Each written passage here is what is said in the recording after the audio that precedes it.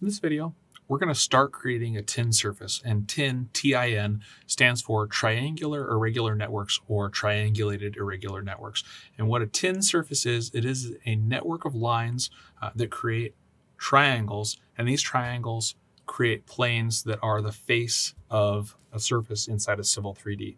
So in order to create a TIN surface, what you need to go ahead and do is you need to navigate over to the tool space, and you're going to go over to the surfaces area of the tool space and right click, and you're going to select create surface.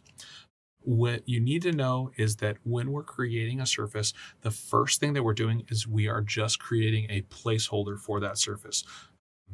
In future videos, we're going to talk about adding data to that surface. Until you add data to your surface, there's no information to build that surface off of. And so you just have empty, no displayed surface, and Civil 3D doesn't have any information to use to build that surface off of. So what we're going to go ahead and do is we're going to create the placeholder for our future TIN surface.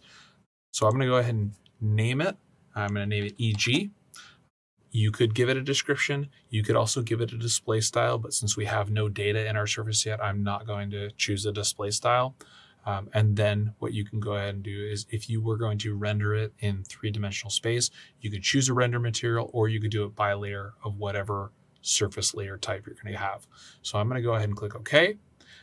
And we now have a surface called EG that is ready for us to add data to.